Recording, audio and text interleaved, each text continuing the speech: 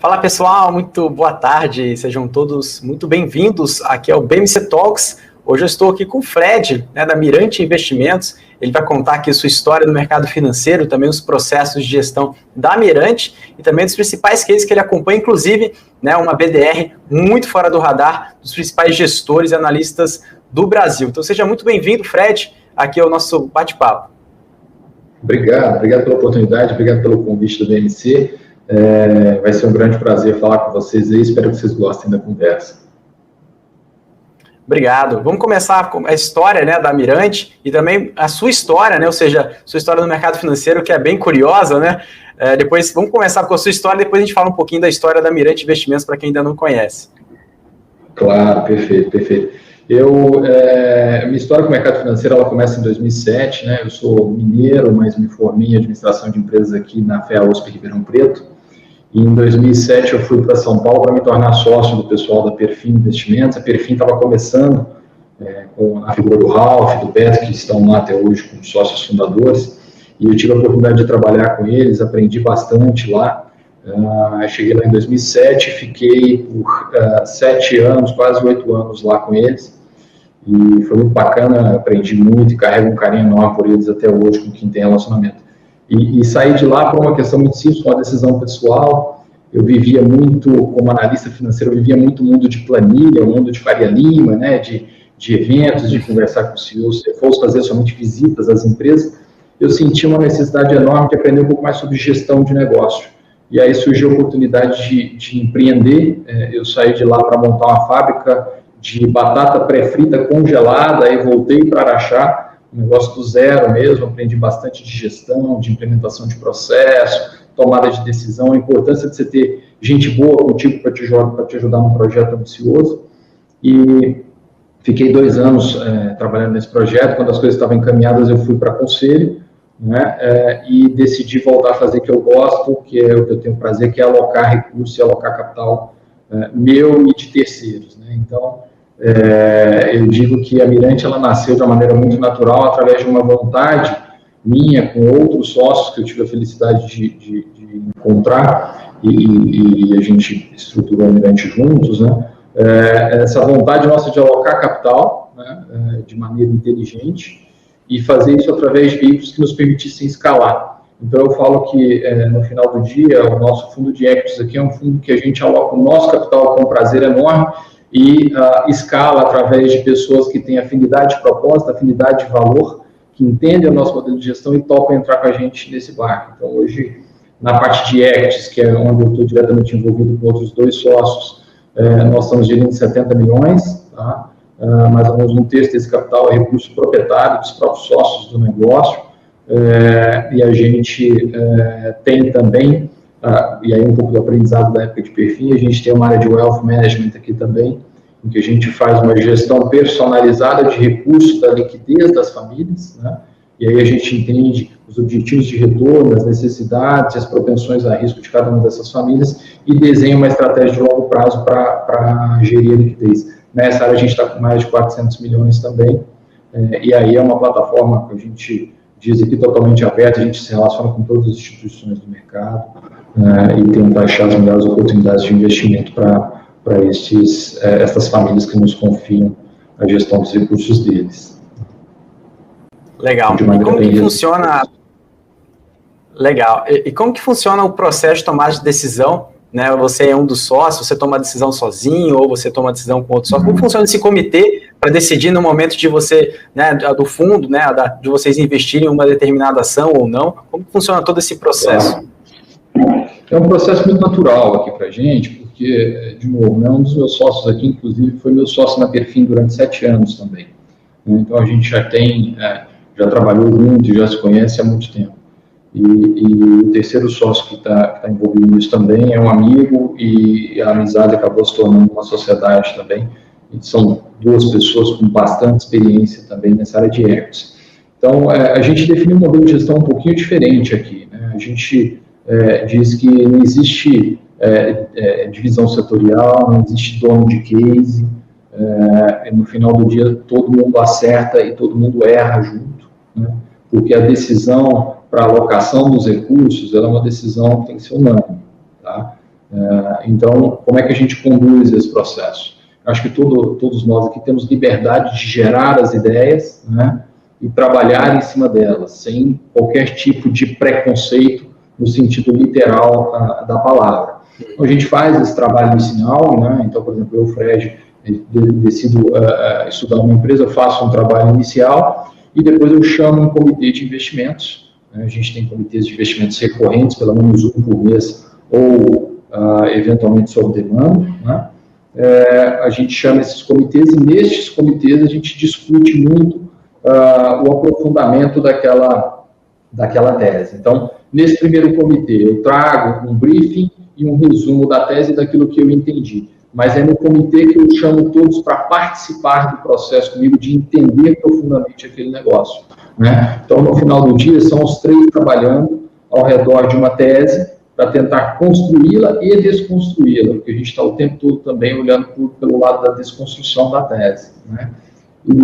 E aí, quando a gente vai analisar essa questão da tese, a gente fala muito dos pontos quantitativos, né, que são super comuns no mercado, a análise de balanço, a capacidade de geração de caixa do negócio, rentabilidade, né, retorno sobre o capital investido, são métricas que a gente considera, eu acho que isso o mercado de maneira geral também faz muito bem, mas o que a gente atribui um peso relevante aqui é na questão qualitativa dos investimentos, principalmente para entender um pouquinho, né, as barreiras de entradas e os diferenciais competitivos, né, mas sobretudo quem está por trás do negócio. E aí vem um pouco dessa minha vida de empresa de capital fechado, porque eu me lembro bem que a gente inaugurou a fábrica de batatas naquele período em que o Brasil teve 2 anos ruins de PIB, se eu não me engano, a presidente Dilma que estava conduzindo a economia, né? Tivemos 2 anos de recessão.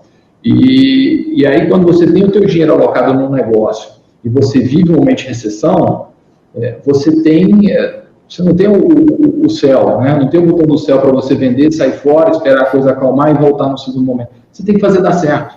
Você tem que pilotar e navegar naquele momento de turbulência e levar a empresa para ela sair mais forte, melhor ou mais estruturada, atravessar aquela tormenta e sair mais estruturada. Então, a gente passou a dar um valor enorme para quem está por trás do negócio, conduzindo ele, porque eu digo que no Brasil a gente tem uma dificuldade muito grande de fazer projeções futuras, né? E qualquer projeção que a gente vai fazer aqui, qualquer planilha, a única certeza que eu tenho é que nós vamos errar, né? Se a gente acertar, vai ser por sorte, né? Mas a gente precisa fazer para a gente entender um pouquinho o que está por trás da margem de segurança do nosso investimento. Mas, então, como a gente tem uma capacidade muito baixa de prever o futuro, no final do dia a gente precisa confiar muito em quem está por trás do negócio para, se qualquer coisa fugir das nossas previsões, das nossas estimativas, a gente ter certeza que tem gente competente para tocar lá. Então a gente gasta um bom tempo, e eu digo que é um bom tempo mesmo porque eu e os meus sócios, a gente procura conversar com bastante gente que se relaciona com aquele negócio, para entender um pouquinho mais quem são as pessoas por trás daquele negócio, como é que elas lidaram com situações de estresse em outros momentos, como é que a empresa passou por essas tormentas. E um segundo ponto que a gente considera bastante relevante é capacidade de alocação de capital, né? A gente diz que um bom negócio, ele é gerador de caixa, né? Agora, para ele se tornar um negócio melhor ainda, né, ele tem que pegar esse caixa e realocar taxas interessantes de retorno, de modo que você tem um compounding no teu investimento.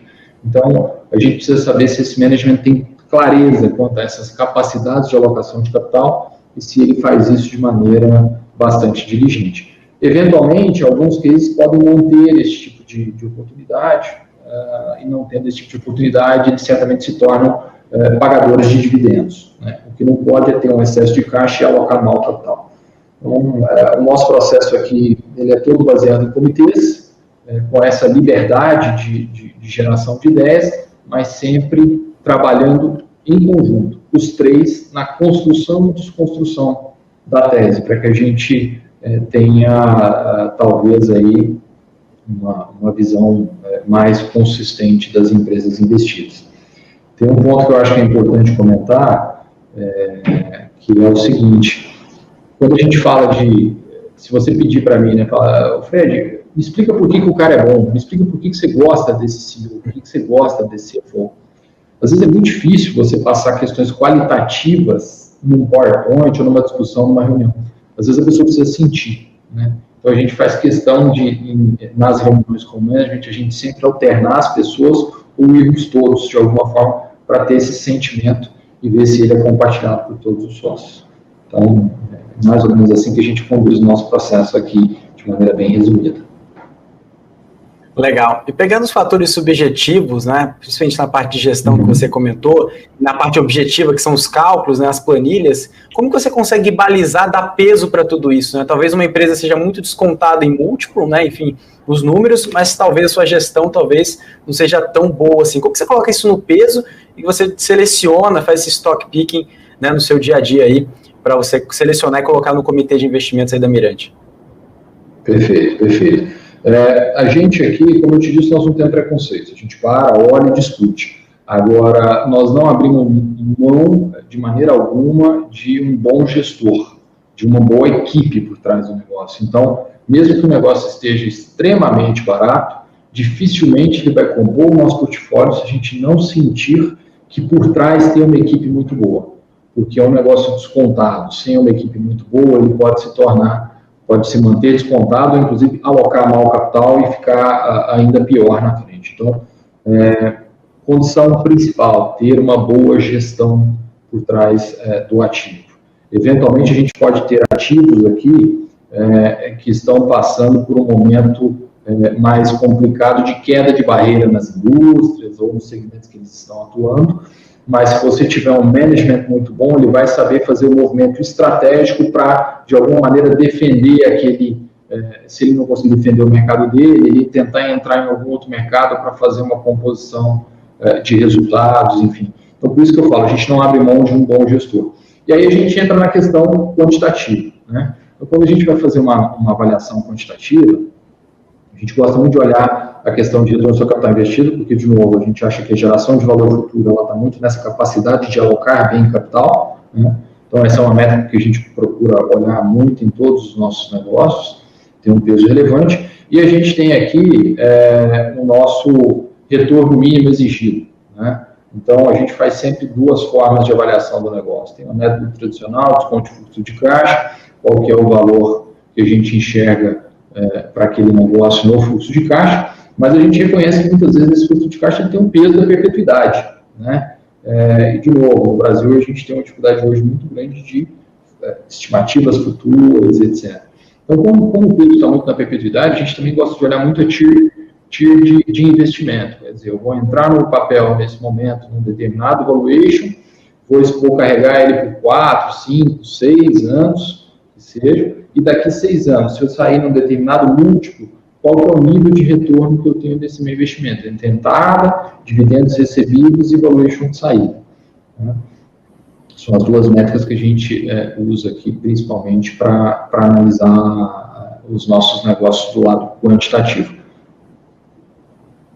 Legal, Fred. E como que você consegue, né, também colocar um cenário macro dentro da sua tese, né, quando a gente consegue ver aí o top-down junto com o bottom-up, que você acabou de dizer, como que você junta, né, o cenário micro com o cenário macro para definir a sua tese? Talvez eu imagino que talvez uma empresa seja muito barata, mas talvez essa empresa nesse setor, nesse exato momento, com uma pandemia, talvez não seja o melhor momento para entrar, né? Como que você encaixa esse momento macro junto com a sua tomada de decisão, Fred?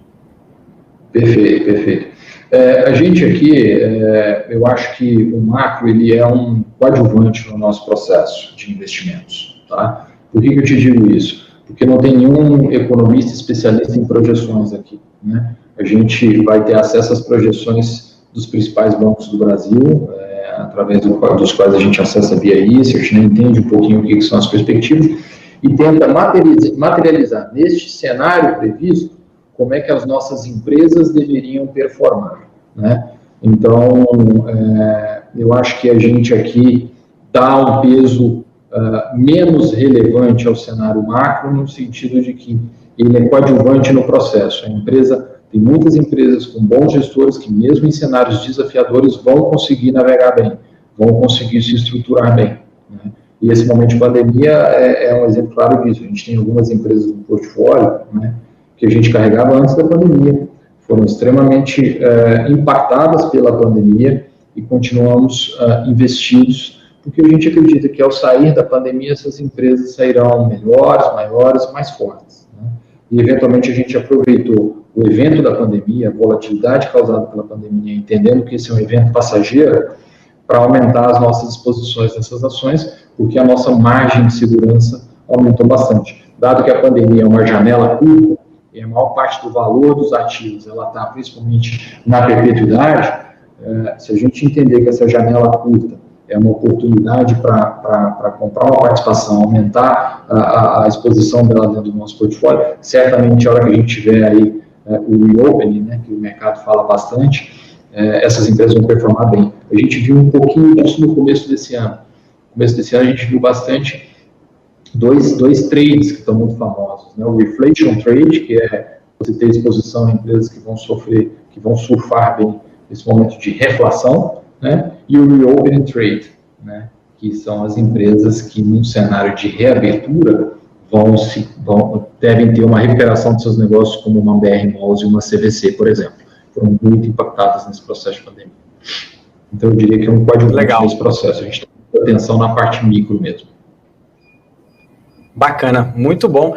E outro ponto, você estava falando muito da questão da gestão da empresa, né, do CEO, do CFO, que é a parte G ali do ESG. Eu queria comentar 2 pontos aqui, né, que já que você toca a parte da Asset aí junto com outros sócios, também a parte de Wealth, colocando essa pauta de ESG, né, os principais fundos, enfim, analista agora já há algum tempo já começando a olhar para ESG, tanto na parte de governança social e também na parte ambiental. Você tocou muito na parte de governança.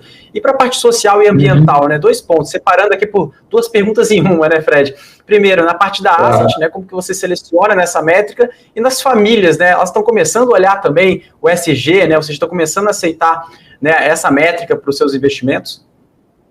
Claro, claro. Olha, eu acho que essa questão é um caminho sem volta mesmo. Eu acho que, de certa maneira, enquanto a gente evolui como sociedade e passa por momentos como que a gente está passando, né, de ter que olhar para o próximo enfim, cuidar do próximo pelo momento que ele está atravessando, enfim, eu acho que essa questão de valorização do ESG, ele é um caminho sem volta. Então, nas empresas, de maneira geral, o que nós estamos vendo?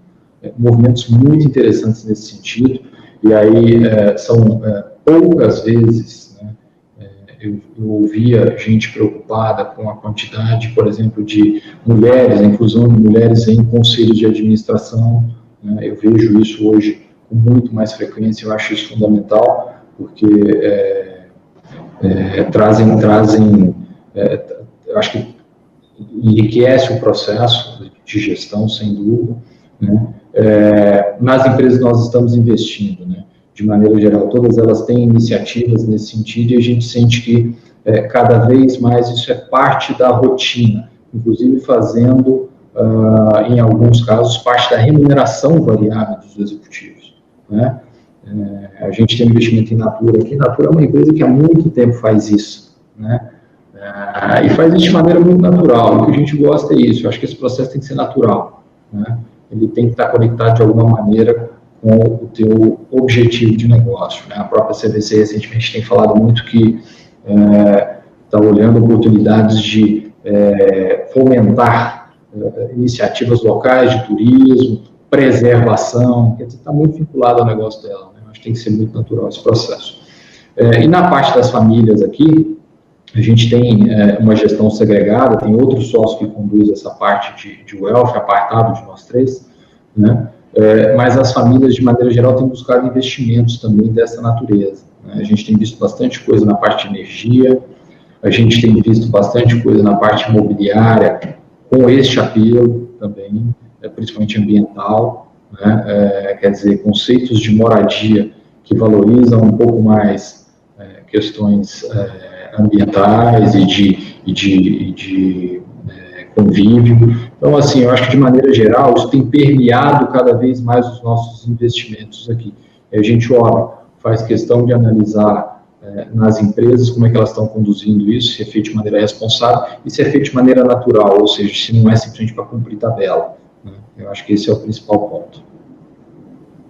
Legal, bacana. Agora falando um pouquinho sobre o cenário pós-pandemia, como pode-se dizer, ou seja, uma hora a pandemia vai acabar, né, e tem diversos hábitos, né, e consumos de seus consumidores que talvez permeiam, né, um bom tempo aí, quando a gente está falando do varejo, da parte de omnicanalidade, enfim, na parte da indústria implementando a OSG também, acelerando esse movimento. O que você enxerga, além do que a gente está vendo aqui no dia a dia, né, na parte do varejo, da indústria, o que você enxerga, o que pode permear e o que isso pode agregar de valor para o acionista, né, que as empresas estão fazendo nesse exato momento, que eles perceberam durante a pandemia que estão implementando isso e pode gerar valor para o acionista ao longo do tempo, Fred? Claro, perfeito. Eu acho que a pandemia, se Deus quiser, a gente está mais próximo do fim dela, né? Eu acho que, conversando com os gestores das empresas, né, ela tem tornado as empresas, eu acho que ela aflora um pouco mais esse instinto de sobrevivência dentro desses gestores, né? E, de certa forma, aflora também o instinto de união para você ter uma cultura, né, na busca por atravessar este momento difícil. Como é que eu digo isso? Né? E aí, de novo, vou trazer também alguns exemplos, né? BR Malls, CVC, empresas que estão no nosso portfólio foram muito afetadas pelo momento da pandemia. Eu acho que, de certa maneira, essas empresas aprenderam a conectar de maneira mais efetiva, por exemplo, com seus clientes. Então, a BR Malls usou a pandemia para se aproximar mais dos seus clientes, entender um pouco das demandas e ver como equalizar para juntos atravessarem. Então, esse sentimento de que, olha, eu preciso de você e você precisa de mim, vamos trabalhar junto, eu acho super favorável, porque daí começam a surgir oportunidades de negócio para você melhorar a tua relação com o cliente e manter ele mais tempo dentro da tua base. Portanto, você aumenta, né, o tal do lifetime value dele dentro do teu negócio. Então, eu acho que o que eu posso perceber nas empresas é que elas buscaram novas maneiras de se conectar com seus consumidores, né? Novas maneiras de realizar transações, dando valor para aspectos talvez esquecidos no primeiro momento, e ao fazer isso estão aumentando, estão criando relações mais fortes que vão aumentar o lifetime value dos clientes dentro da própria plataforma. Então, por exemplo, da própria empresa, a BR Malls, né? A partir do momento que ela começa a resolver o problema dos clientes com um sistema de omnicanalidade, fala, olha, você não vai deixar de vender, você vai vender, nós vamos dar um jeito de viabilizar um processo de entrega, viabilizar um processo de coleta, quer dizer, eu vou tentar te ajudar, porque eu te ajudando, eu também estou valorizando o meu negócio. A própria CVC com os agentes de viagem, quer dizer, a turma está tomando mais uma pancada agora. Então, eu acho que esse momento as empresas estão aproveitando para fortalecer a relação. E fortalecendo essa relação, certamente se aumenta o valor do teu cliente dentro do teu negócio. Estou dando alguns exemplos só de empresas que foram mais impactadas pela pandemia, mas tem inúmeros outros exemplos aí que a gente pode falar um pouquinho também. Por exemplo, a Klabin, que é outra investida nossa, né? Essa história do omnichannel, da digitalização, do e-commerce. A Klabin, ela surfa isso indiretamente através do business de embalagem, né? Que ela tem dentro dela. E ela desenvolvendo cada vez mais produtos adequados para esse tipo de transporte, para que o produto chegue ao consumidor final, mantendo as propriedades, etc. Isso é muito bacana. Eu acho que essa questão da digitalização de novas formas de você fazer transação é algo que vai ficar muito forte, e os gestores que souberem capitalizar em cima disso, reforçando essas relações, vão sair vencedores. Bacana. E quais as empresas que você observa, ou o setor que você observa agora, né, nesse momento de pandemia, no pós-pandemia, que você fica um pouco mais desanimado ou que você não queira investir nesse exato momento? Existe algum setor ou alguma empresa em específico que você prefere ficar de fora, você fala, não, talvez isso não seja um bom momento, ou os preços já estão bem precificados, ao contrário no cenário um pouco mais otimista que você enxerga dentro da sua carteira? Existe algum setor ou uma empresa que você está com o pé atrás aí? Eu acho que a gente, de novo, não tem setor de empresa que a gente tem pé atrás, não. A gente procura sempre, de maneira muito sem preconceitos, olhar o que está precificado num determinado modelo de negócio. O que a gente enxerga hoje é que as empresas tidas como empresas de tecnologia, né, que se destacaram nesse momento de crise, até o começo do ano, agora elas cederam um pouco em valuation, mas elas estavam com valuations muito elevados, né, precificando teses de crescimento bem ambiciosas e desafiadoras. Podem eventualmente entregar, né, mas a margem de segurança para você investir num negócio desse, tendo em vista o que está precificado, é muito baixa. Então a gente procura se afastar desse tipo de negócio. Não significa que nós nos estamos afastando de tecnologia ou que nós estamos fechando o olho para as novas oportunidades que estão acontecendo. Como é que a gente gosta de enxergar a tecnologia aqui? A gente prefere investir em empresas que têm negócios sólidos, fundamentados, que geram caixa, que são consolidados e que têm dentro delas esse olhar para a tecnologia, esse olhar para a defesa da disrupção. Tá? Então, isso a gente gosta bastante. Por quê? Porque você tem ali uma empresa que, naquele business atual, ela tem um potencial de retorno e, além disso, ela pode exponencializar através de algum movimento disruptivo dentro do próprio setor que ela conhece muito bem, né? De novo, vários exemplos na carteira. Inclusive, a gente tem até uma empresa, um investimento em BDR, uma empresa mexicana chamada FENSA, né? A FENSA é um caso clássico de uma boa empresa, muito bem tocada, excelentes gestores, atravessou momentos bastante turbulentos na economia mexicana e ainda assim conseguiu crescer de maneira rentável, né? Ela tem lá o seu negócio, dentro do seu negócio a gente enxerga o upside relevante, mas o mais interessante, ela é uma empresa hoje que, através do seu negócio de comércio, das suas lojas de conveniência, por exemplo, ela tem 14 milhões de pessoas comprando alguma coisa na OXXO todo dia. OXXO é a loja de conveniência dela. Ela tem 77% do mercado de conveniência no México. O que ela está fazendo agora? Ela está usando essa conexão. A economia mexicana é uma economia muito baseada no dinheiro, então as pessoas usam a loja da OXXO para pagar conta, para pagar o Netflix, para receber o produto da Amazon que ela comprou no e-commerce. Ela está começando a desenvolver um super app, né? Pode destravar um valor monstruoso, é uma oportunidade espetacular se eles forem bem sucedidos nesse processo. Tem tudo para ser, porque eles são emissores de cartão, eles têm a relação com o cliente e vão, de certa forma, através desse super app, capitalizar pagamentos, digital wallet, entre outras coisas. É um caminho, essa empresa está ao começo desse processo, ela acabou de anunciar isso, mas, de novo, é uma empresa que tem um negócio bacana, uma oportunidade de retorno relevante nesse negócio dela, vamos dizer, legado, chamar de negócio legado, mas que está fazendo um movimento que pode destravar um valor monstruoso envolvendo tecnologia. Então, assim, não temos preconceitos, empresas de tecnologia respondendo objetivamente ter o negócio, tem valuations que a gente hoje acha que a margem de segurança é baixa, a gente prefere investir em tecnologia através das nossas outras empresas que estão olhando com carinho para essas oportunidades. Legal. E quem quiser aí conhecer um pouquinho mais, qual que é o ticker aí na bolsa para negociação da FENSA? A FENSA ela é uma empresa mexicana, o BDR FMXB34, tá? Esse é o BDR da FENSA. Mas é uma empresa gigante mexicana, é uma das maiores do México, né? Para você ter uma ideia, nessa parte de conveniência, ela tem 20 mil lojas de conveniência no México. É uma potência. A gente investe também através de BDR aqui, tá? A gente gosta desse modelo. Bacana.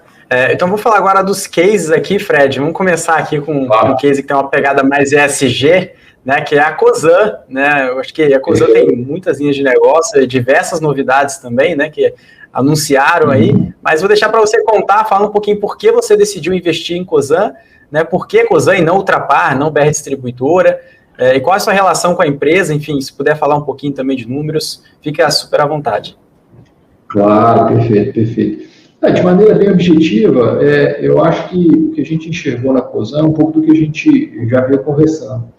A gente gosta muito do time de gestão que o Rubens, na figura de controlador, conseguiu atrair para debaixo dos seus vários negócios que ele possui, né? A empresa deu inúmeras demonstrações de capacidade de alocação de capital e, inclusive, deu demonstrações de, em momentos que o capital não foi bem alocado, de achar uma saída para aquilo, desfazer, vender, enfim, desfocar daquilo, né, tirar o foco, tirar aquilo da frente e voltar a ter foco nos negócios principais da empresa. Então, eu acho que, historicamente, a Cosan vem fazendo movimentos em diferentes indústrias. Começou com uma empresa de açúcar e álcool, né? Mas hoje é um dos maiores conglomerados brasileiros com atuação em distribuição de combustíveis, açúcar e álcool, na parte de distribuição de gás, através da Comgás, hoje Compass, né? Tem também negócios na parte de lubrificantes, e eu acho que a Cosan agora ela está saindo de um momento em que ela organizou o portfólio, né? Ela acabou de passar por uma reestruturação societária, que melhora muito a questão do G, né, do ESG. Eu acho que simplifica, essa simplificação da estrutura societária da Cosan era algo que o mercado aguardava há muito tempo, né? Mas tinha um momento certo de fazer, enfim, sempre deixaram muito claro isso. Fizeram, agora a estrutura está mais simplificada e a gente acha que a empresa agora vai surfar um novo ciclo de crescimento, né? É uma empresa que tem uma geração de caixa muito forte, né? A gente, se você for olhar, né, cada um dos negócios, né, a Raiz em combustível fazendo quase 3,5 bi de resultado, né, a Raiz em açúcar e álcool 6 bi, Compass 2,5 bi, quer dizer, uma empresa que gera muito caixa.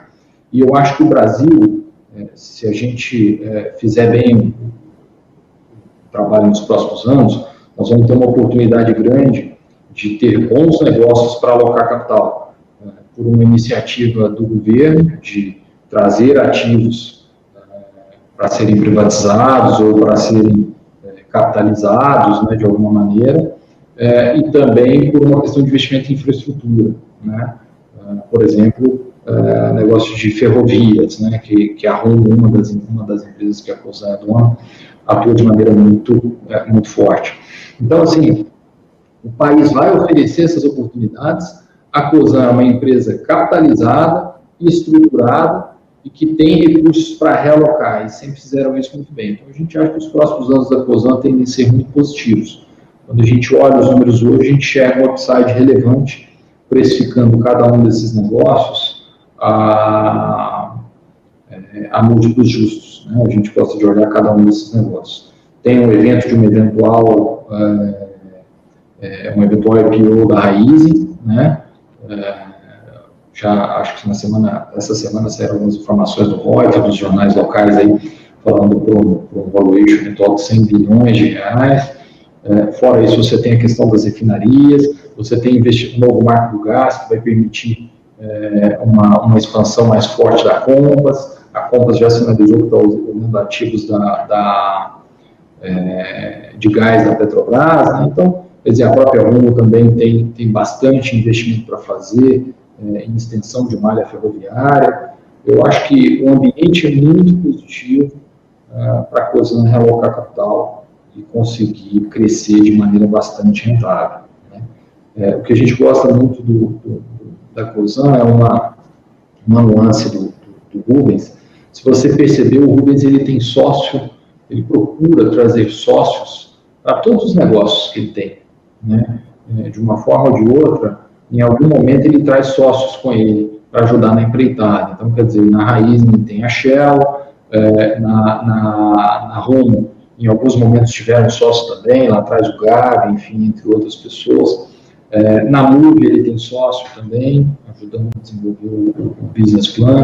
Na Compass a gente acha que ele vai fazer algum movimento, a gente não sabe se ele vem a mercado, se ele vai trazer algum sócio para a Compass. A gente acha que é do perfil dele trazer sócios que vão somar e vão ajudar nessa capacidade de alocação de capital. Então, assim, eu acho isso muito bacana na Cosan, né? E aí eu acho que é um investimento unânime aqui que todos gostam e acho que tem essa oportunidade relevante de realocação de capital nos próximos anos.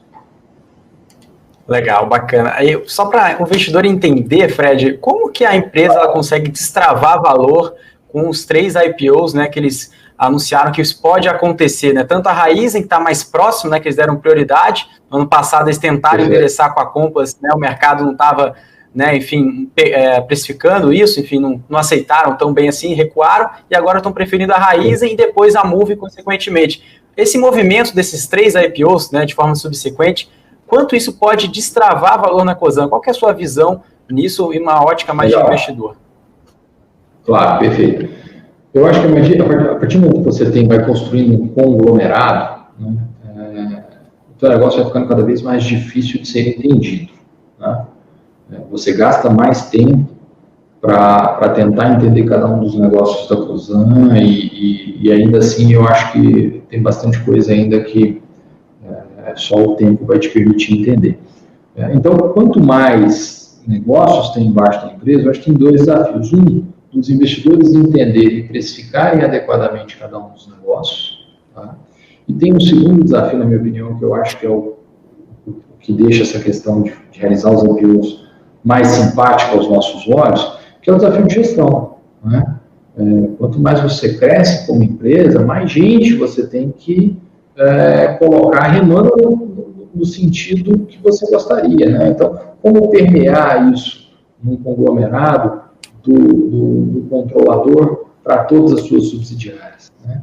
E o fato de você fazer a listagem desses ativos, trazendo o mercado como sócio, e eu acho que é por isso até que o próprio Rubens também procura sempre trazer sócios para os negócios, você passa a ter gente que às vezes quer explorar um determinado negócio especificamente e vai te ajudar a olhar aquele negócio. E os gestores que estão diretamente ligados àquele negócio que está realizando, então pode ter um alinhamento de equity naquele negócio específico. Então eu gosto bastante porque você alinha melhor os interesses de quem está tocando e traz investidores para negócios específicos que podem te ajudar a conduzir ou criticar ou provocar reflexões no longo prazo das suas estratégias. Então, a partir do momento que ele faz isso, ao fazer os IPO das unidades, ele está alinhando a turma, ele está trazendo novos sócios e vai precificar melhor ativos, né, que hoje estão embaixo de um guarda-chuva, que às vezes o pessoal não sabe muito bem qual é o preço daquilo ali, como é que o mercado enxerga, se o mercado enxerga bem ou não. Então, um exemplo claro é a Raizen. Né? A Raizen ela tem um business de açúcar e etanol, eles até agora mudaram um pouco, né, a forma de reportar, e tem um business de distribuição de combustíveis. Né? E nós temos outras empresas, por exemplo, tem a BR Distribuidora, que é um play puro de distribuição de combustíveis. Né?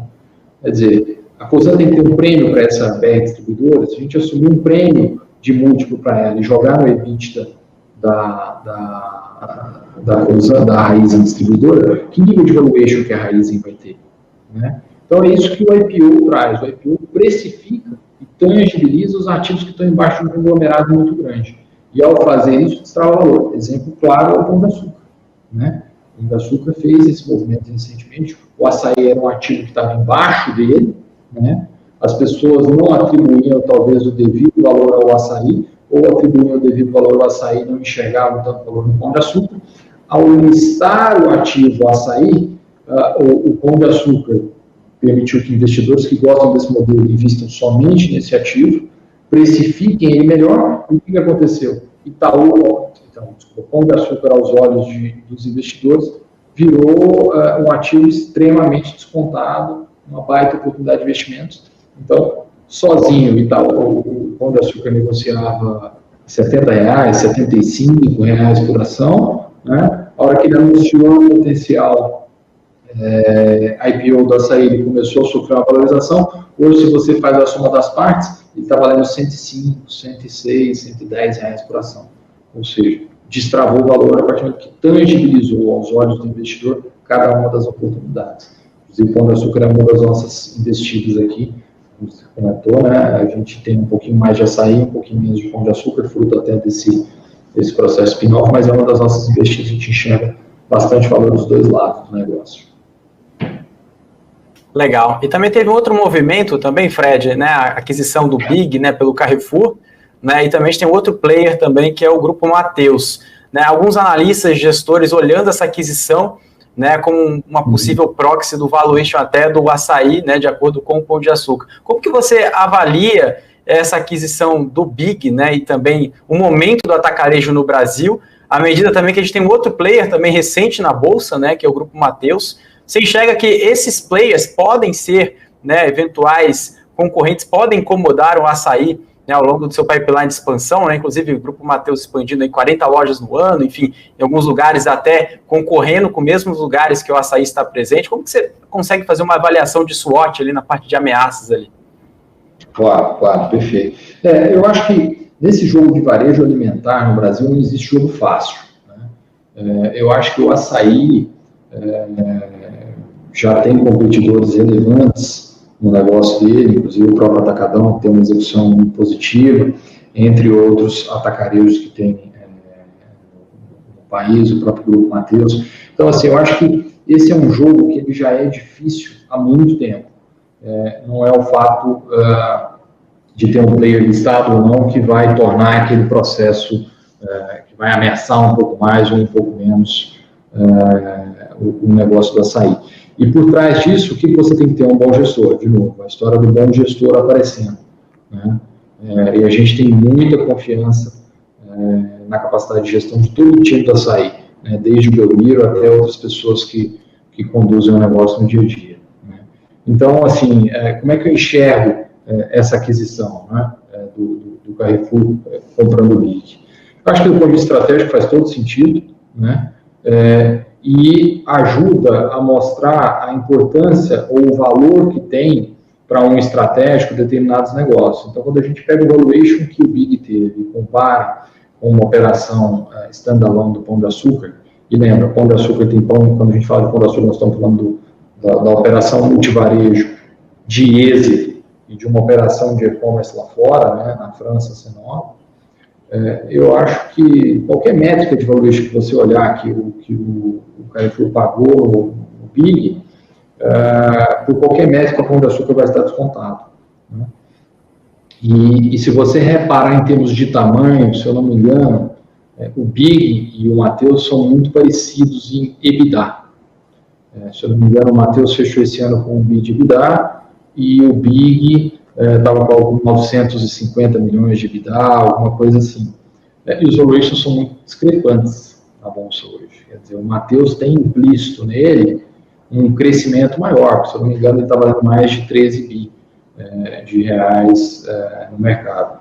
Então, quer dizer, os valuations dessa indústria estão muito discrepantes. Eu prefiro estar num player que tem uma penetração muito bacana, no Brasil todo, tem posição de liderança, tem dominância, tem execução, né, a um valuation descontado.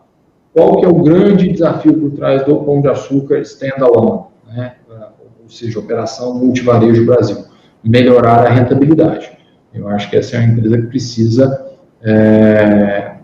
e está, né, se movimentando nesse sentido, melhorar o retorno sobre o capital investido do negócio Brasil. O negócio êxito roda muito bem, a gente vê bons retornos lá. A Cenova, a gente olha como a cerejinha do bolo, eles têm feito um trabalho bacana de crescimento lá fora, e tem a discussão de eventual listagem dela, ou relistagem dela, né, follow-on e tal, então pode destravar um valor importante, mas eu acho que o desafio do Pão de Açúcar é esse. Agora, do ponto de vista de competitividade no açaí, que é a segunda parte da tua pergunta, a gente acha que o açaí, ele executou uma estratégia de crescimento muito forte nos últimos anos, sem comprometer margem, ao contrário, melhorando a produtividade de loja, melhorando o retorno sobre o capital investido. E a gente acha que ainda é possível fazer isso. E a velocidade com que ele vai crescer, certamente ele vai se tornar um dos maiores, ele já é, mas vai aumentar, né, a tua posição como um dos maiores varejistas de alimentos do Brasil. A gente olha para o açaí aqui, guardadas as devidas proporções, né? A gente enxerga a história e olha um pouquinho para a história do Costco lá fora, né? O Costco, ele sempre foi um cara que ele carregou durante um período, né, uma orientação para o cliente muito forte. Então, ele sempre colocou o cliente em primeiro lugar, o cliente como centro, e cresceu o negócio com esse mindset, né? E aí ele foi se tornando cada vez mais relevante nesse business. Quanto mais relevante você é, mais poder de barganha e a escala te traz algumas vantagens competitivas. Eu acho que assim, o açaí ele vai continuar o crescimento dele, quanto mais ele cresce, mais relevante fica nessa indústria, e mais ele defende sua capacidade de perenizar o negócio. Importante acompanhar a alocação de capital, ou seja, se a abertura que ele está fazendo, se as aberturas são saudáveis, se o capital investido está retornando para o investidor a taxas atrativas. Esse é o principal ponto. No momento em que você tem a competitividade atuando de maneira mais forte, certamente a gente começa a ver retornos decrescentes. Não é isso que nós estamos vendo até agora. Não é isso que a gente acredita pelos próximos 3, 4 anos. Então, na hora que os retornos começarem a tornar decrescentes, aí provavelmente você tem um problema de competitividade mais forte. Legal. E qual que é a importância da digitalização hoje, né, em termos de receita, lucratividade da companhia, no Pão de Açúcar, né, e também ao longo do futuro, né, ou seja, o Pão de Açúcar vem fazendo diversas parcerias, né, com diversos players aí na parte digital. Você pode contar um pouquinho mais sobre isso, esse play aí de crescimento na parte digital, a gente fala de sticks, enfim, do app, o que isso, além do que já acontece, né, hoje, qual é a margem de contribuição para a receita e para frente, quanto que você enxerga que isso pode ser relevante, né, para o crescimento tanto do açaí também do Pão de Açúcar? Tá, perfeito. Eu acho que essa questão da digitalização, como você falou, é uma questão fundamental em todo qualquer negócio que lida com varejo, né, que lida com o comércio, com o consumidor final. A gente, até o próprio Pão de Açúcar não dá muita informação a respeito, né, mas ele tem tomado algumas iniciativas bacanas no sentido de abrir as plataformas, quer dizer, abrir o James, né, ele está ficando cada vez mais parecido aí com o iFood, né, vamos falar assim, tá. Tem notícias no mercado de que ele está buscando capitalizar um eventual sócio para o negócio. Ele está adotando uma postura de marketplace, trazendo categorias como vinho, trazendo categorias como brinquedos, trazendo categorias para dentro do ambiente de negócio, do ambiente da plataforma de comércio do Pão de Açúcar. Então, quer dizer, os movimentos estão acontecendo, né? A gente tangibiliza isso nos nossos modelos, de certa forma, em crescimento, e o crescimento traz melhoria de produtividade de maneira geral, portanto, você tem alguma alavancagem operacional, mas nós não temos exatamente uma modelagem específica para o business de e-commerce, até porque a própria empresa não abre. A gente acha que é parte do processo para você defender seu território, você precisa estar envolvido com isso, é o futuro das relações e das transações com o cliente, tem que envolver uma penalidade, e, ao mesmo tempo, é algo que vai, certamente, trazer mais produtividade ao negócio. Então, assim, de maneira geral, é como a gente enxerga o e-commerce, né, ou o comércio eletrônico dentro do Pão de Açúcar. Um negócio super relevante, a gente fala muito de digitalização e a gente conversa com bastante gente aqui. Qual que é o grande ativo, né, que a gente enxerga nessa história do comércio eletrônico? É você capturar o cliente, né? É você ter a relação com o cliente, e a partir dela você explorar um ecossistema. Por isso que as pessoas estão falando que cada vez mais a venda, o financeiro e a mídia estão andando juntos. Eu preciso ter a tua atenção. Como vendedor, eu preciso capturar a atenção do cliente. E capturando a atenção do cliente, eu ofereço para ele um produto financeiro, eu ofereço para ele, de repente, até pensando um produto de investimento, um produto de saúde, e eu ofereço mídia, eu vendo mídia para as empresas que querem vender e ofereço isso porque eu tenho a atenção do cliente, né? Então, a atenção é super importante. E eu acho que no business de supermercado, se você olhar movimentos recentes de Magalu, Mercado Livre, essa turma está entrando mais agressivo no negócio de supermercado. por um motivo, na minha opinião, porque o supermercado tem recorrência. Isso é um baita de um ativo, quando você quer ter uma relação frequente com o cliente. Por que o iFood, um aplicativo que todo mundo adora, olhando, né, como investidor, porque todo mundo acha que o iFood é um negócio muito interessante? Porque quantas vezes por semana você entra no iFood para pedir comida? Você tem uma recorrência muito grande de entrada no aplicativo, e é isso que Magalu, Mercado Livre, Amazon, é isso que eles gostam, de recorrência. Porque uma vez que você está recorrentemente olhando para mim, eu consigo te oferecer coisas e eu consigo tentar capturar um pouco mais, ou fazer uma nova venda, melhorar o ticket. E eu acho que o supermercado oferece isso. O movimento da Amazon no Whole Foods, né, vem muito nesse sentido. Olha, eu recorrentemente estou abastecendo a minha geladeira, abastecendo a minha despensa. Não preciso entrar lá. Já que eu estou lá dentro, eu tenho a atenção desse cliente, poxa, deixa eu capitalizar isso da maior forma que eu puder, entendeu? Então, por isso que eu acho que esse business de supermercado, olhando de maneira estratégica, ele tem um papel importante nessa questão da omnicanalidade, da digitalização, porque ele vai gerar essa recorrência necessária para você capitalizar outras coisas. Estou falando demais, você me conhece. Tranquilo, o pessoal gosta de escutar, é um prazer aí, Fred. Agora, falando um pouquinho assim, sobre os riscos, né? Qual que é o risco de se investir, né, num setor aí de atacarejo, principalmente está comentando aqui no Brasil, mas voltado a Pão de Açúcar, né? E também, né, olhando para esse cenário de auxílio emergencial, né? Isso pode ser benéfico agora para o Brasil, quando chegou no ano passado, a gente também teve essa passada de auxílio agora também, né? Isso pode ser mais um vetor para crescimento, falando de consumo aqui no Brasil. Qual que é o seu cenário agora para o comecinho do ano de 2021? Sem dúvida, eu acho que o auxílio emergencial ajudou o balanço de muitas empresas ano passado, principalmente as empresas de bens de consumo, né? A saída dele trouxe uma desaceleração nas vendas. Eu acho que no caso específico do açaí, do atacarejo, como você tem muita loja nova, muita loja em processo de maturação, você sente menos esse efeito, né, no momento em que sai o auxílio emergencial, mas de qualquer maneira ele tem um peso importante. Então, como é que eu vejo, né, especificamente nesse business aí que você perguntou de atacarejo? O auxílio emergencial, ele supriu a saída do food service. Porque lembra que o atacarejo, ele é um negócio de abastecimento para algumas famílias, né, e ele é um canal bem fundamental para o food service. O que aconteceu ano passado, isso o próprio Belmiro comenta. O food service saiu um pouco de cena e as famílias entraram abastecendo, usando os vouchers para se reabastecer.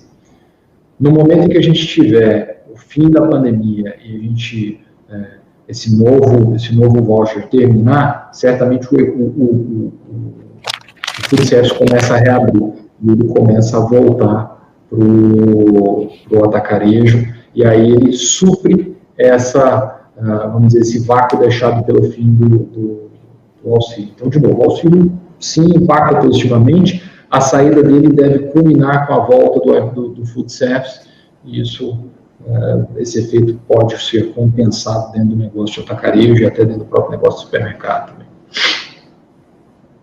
Legal. E os riscos, né? Existe algum risco para investir nesse setor? Claro. Quais são os principais que o investidor precisa ficar de olho aí antes de investir? Sem dúvida. Eu acho que tem alguns riscos, sim. Eu acho que o risco de uma economia em desaceleração, né? Eu acho que nós estamos num momento de Brasil, um momento chave, em que a gente precisa conduzir algumas reformas importantes para colocar o Brasil num trilho sustentável, para que a gente tenha aí consiga atrair investimento estrangeiro, para que a gente consiga melhorar a produtividade da economia, né? Então, quer dizer, a gente está num momento super importante. Se a gente não conseguir implementar esta agenda, provavelmente nós vamos sentir muito, e aí, sentindo muito, a gente pode ter uma desaceleração econômica é desemprego é queda de renda é menos consumo, né? Então, acho que esse é um ponto importante, apesar de ser bastante defensivo porque é alimento, está vinculado à questão econômica muito forte. Outro risco que a gente enxerga, né, é a própria alocação de capital, ou seja, cada loja nova que você abre, você tem que ter, ela tem que performar de determinada maneira para você ter o teu retorno sobre o capital investido atrativo, né, no nível atrativo. Então, a má alocação, você errar na abertura, você tem que voltar atrás, fechar a loja, errar em conceito, né, isso também é outro risco super relevante. E, óbvio, também tem sempre, a gente sempre mapeia e gosta muito de olhar o risco de management, né, ou seja, como é que essa turma está alinhada. Então, a gente vê com muito bons olhos, de novo, a listagem do ativo, porque você começa a alinhar melhor as pessoas que estão embaixo, né, através de programas de stock option, etc., para que essas pessoas carreguem e fiquem ali por períodos mais longos e possam desenvolver o business plan, né. Mas eu acho que são os principais riscos que eu vejo no negócio aí. Legal, Fred, muito bacana o nosso papo, destrinchando aí o setor de varejo, também a parte de combustíveis aí com a Cosan, e também uma BDR pouco conhecida aí pelo mercado. Muito obrigado pelo bate-papo, sempre será um prazer receber você e todo mundo aqui da Mirante Investimentos. Deixa aí um grande abraço para todo mundo, viu? Obrigado, a gente muito agradece a oportunidade de falar com vocês, e é uma pena, a gente tem bastante coisa para falar, a gente fala um pouquinho de cada negócio aqui, mas fiquem super à vontade, a gente pode marcar outras oportunidades, vai ser um grande prazer sempre estar com vocês aí para discutir sobre investimento, que a gente faz isso com prazer danado. É isso aí, muito obrigado. Esse é o BMC Talks, né? A BMC, a sua TV do mercado financeiro, sempre atualizando todo mundo, levando grandes gestores e analistas aqui no BMC Talks, também disponível, né, também no YouTube e também nas maiores plataformas de podcasts. Muito obrigado a todo mundo que está nos ouvindo, nos assistindo. Mais uma vez, obrigado, Fred, e todo o pessoal da Mirante Investimentos. Muito obrigado. Obrigado, eu agradeço, um abraço e parabéns pelo BMC Talks aí. Muito bacana. Obrigado, até mais. Tchau!